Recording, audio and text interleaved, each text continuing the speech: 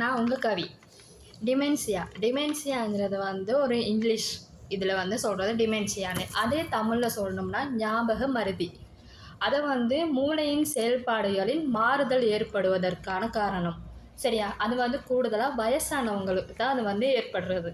வயசானவங்களுக்கு மற்றும் இல்லாமல் தனிமையாக இருப்பாங்க தெரியுமா, அவங்களுக்கும் இது வந்து பாதிக்கும்.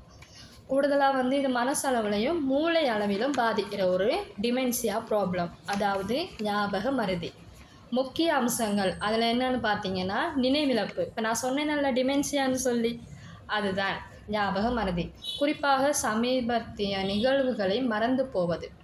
அதான் நான் சொன்னேனே, இப்போ நாங்கள் ஒரு விஷயம் செஞ்சோம்னு சொன்னால் அதை பிறகு கேட்டால் தெரியாதுன்னு சொல்லுவாங்க. அந்த மாதிரி தான் சொல்லுவது.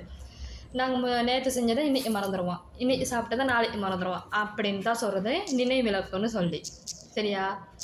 மன அமைதி பாதிப்பு, அதே மாதிரி குழப்பம், அசாதாரண நடத்தை, அது வந்து மனசளவில் தனிமையாக இருக்கிறவங்க வந்து ஃபீல் பண்ணுறது. ரொம்ப பாதிப்படைஞ்சவங்க வந்து மனக்குழப்பத்தில் போயிடுவாங்க. நாங்கள் இப்போ கழிச்சிக்கிட்டு இருந்தோம்னு சொன்னால் திடீர்னு கூப்பிட்டு கேட்போம், நான் இப்போ என்ன சொன்னேன்னு அவங்களுக்கு அது நினைவு இருக்காது. அப்போ அவங்க வந்து அது டீப்பாக ஏதோ ஸ்ட்ராங்காக யோசிச்சுட்ருக்காங்க. அதை தான் சொல்லுவாங்க மனக்குழப்பம்னு சொல்லி. சில பேருக்கு வந்து மொழி பிரச்சனை இருக்குது. மொழி பிரச்சனை வந்து வார்த்தைகளை தேட முடியாமல் இருப்பாங்க. அடுத்து என்ன பேசலாம், ஏன்னா அவங்களோட யோசனை வந்து வேறு மாதிரி இருக்கும்.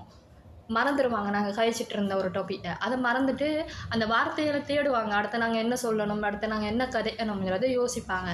அது வந்து சாதாரண ஒரு நோயாக நாங்கள் பார்க்குறோம். ஆனால் அவங்களுக்கு வந்து அது ஒரு டிமென்ஷியா ப்ராப்ளம். சரியா? அது வயசானவங்களுக்கு மட்டும் வரும்னு நினைக்காதீங்க. அது சாதாரண எல்லாருக்குமே வர்றது. தீர்மானம் எடுப்பதில் சிக்கல். ஒரு தீர்மானத்தை வந்து அவங்க எடுக்க முடியாமல் இருக்கும். ஏதோ ஒரு முடிவை அப்படியே கஷ்டப்படுவாங்க, நிறைய யோசிப்பாங்க. அப்படியெல்லாம் நிறைய பிரச்சனைகள் இருக்குது. தனிப்பட்ட காரியங்களை செய்ய முடியாது. அவங்களுக்கு வந்து தனிமையாக இருந்திருந்து பழகி அடுத்து நாங்கள் என்ன செய்ய போகிறோம், அடுத்து என்ன செய்யலாம், அதெல்லாம் ஒன்றுமே நினைவில்லாமல் இருப்பாங்க. அந்த மாதிரி தான் அவங்களுக்கு. அதில் காரணங்கள் என்னன்னு சொன்னால், அல்சைமர் நோய் அதை வந்து மிகவும் பொதுவான காரணம். அது வந்து ஒரு நோய் தான். அதுவும் இல்லாமல் பக்கவாதம் வரும். பக்கவாதம் வந்து கூடுதலாக வயசானவங்களுக்கு மட்டும்தான் வரும்.